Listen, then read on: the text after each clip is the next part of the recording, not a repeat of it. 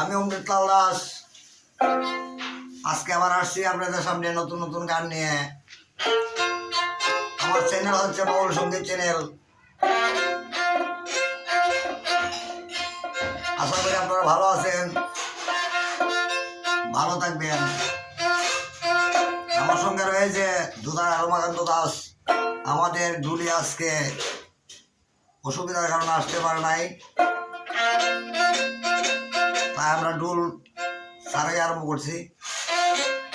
নমস্কার।